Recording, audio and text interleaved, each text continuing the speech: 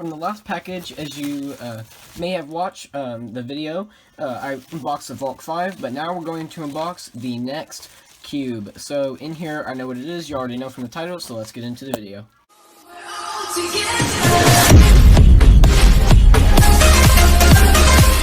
Before we start this video, make sure to like and subscribe and turn on post notifications so you can be notified of upcoming videos.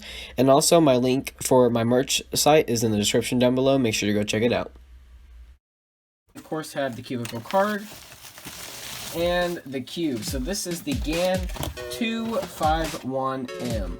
So let's get into the package. So first, it just opens up like this, and then it opens up like this. Classic old GAN kind of boxes. And then there we go, we've got the cube. So let's see what all comes inside of this.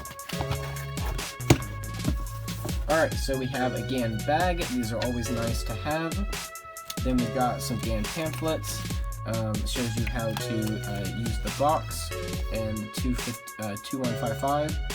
And then we've got the GAN, let's see what this is. Oh, pamphlet on how to solve a 2x2. And we got some GES nuts, because, you know, you need those in the 2x2, so we're going to be able to change out the springs if we feel like it. And then here we go, the cube. So it does have that really nice box, and if you don't know how to open it, so you go like this, and you press down right here, and then you open like that. Alright, and here is the cube. So this is 51 millimeters, which is the GAN's second 2x2. And the last one was 49 millimeters, so this one is a lot bigger. And holy cow, right off the bat, I noticed how much lighter this is than the 249. So the 249 that I have is black plastic. So this is so much heavier than this one. I can tell it is insane. Like, it's like comparing a 5x5 to a 3x3. The difference in weight is so magnificent. So right now, my 249 is really smooth and really plush, kind of like my 5x5. And but it's kind of just slow and sluggish. And it is has a little bit of weight, and I don't like the size. It is really small. But yeah, so this is why I grabbed this one, so to hopefully fix that. So right now, just out of the box, it does kind of feel, just because it's so light, it feels like it's going to fall apart. That's because it's so light. So as you can see right here, we've got the magnets, and you can see all of the magnets. Alright, so let's go into first turns.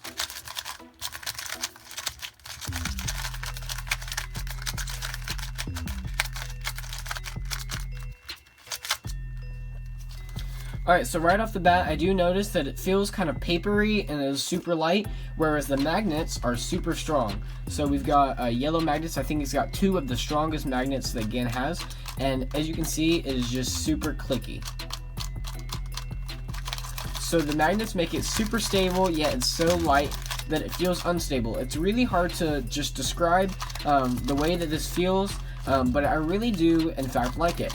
Now, my turning was a little off just because it's really weird going from a 51 millimeter to a 49 millimeter, just because of the size difference. And whereas this cube is really like rounded off, and this cube is a much more square. So it makes it a little bit weird doing finger tricks on this cube, just because of the size difference. So as you can see, there's those 2 millimeters, and it makes such a big difference, especially since this is more squared off.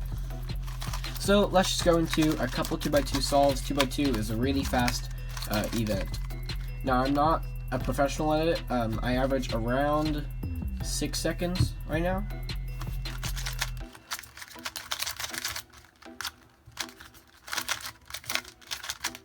And there we go.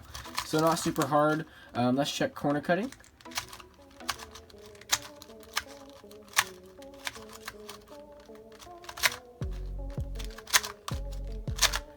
Right now, it does feel not too loose, not too tight. I think some of the sides are a little bit looser than others. Maybe not. But yeah, so overall, everything's really, really nice in this cube. I'm really enjoying it. But yeah.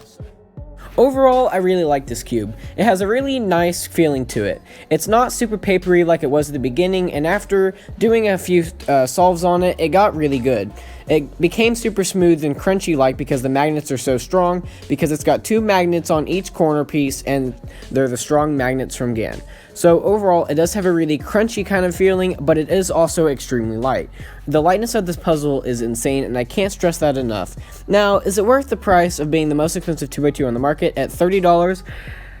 Well, I've got mixed feelings about it. So, because it's so expensive, I wouldn't say upgrading your cube to it if, say, you have like an MGC or a Volk, because those are definitely good cubes, and while this cube may be just a tad bit better, those cubes will get you by, and this won't change your solving speed that much. However, if you have a super budgety cube that doesn't have magnets, or if you have like the 249 like mine that over the years has just slowed down, then I definitely recommend getting this cube if you're willing to spend $30 and putting a hole in your wallet.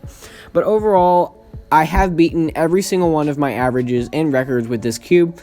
All these solves you're seeing right now are from an average of 100 that I got 5.42. So before this cube, I was struggling to get a sub 6 average, and now I'm frequently getting sub 5 averages. So it overall has really improved my speed just because of how light and the cube is. Now, you could say it's the cube that made me faster, but also this cube just makes me want to solve more. I seem to feel like this cube just makes me want to practice more, and I can do it for longer sessions just because of how light it is. But yeah, so overall, you can say what you want if the cube or me actually practicing a little bit more is what changed it, or both, because that's probably what happened.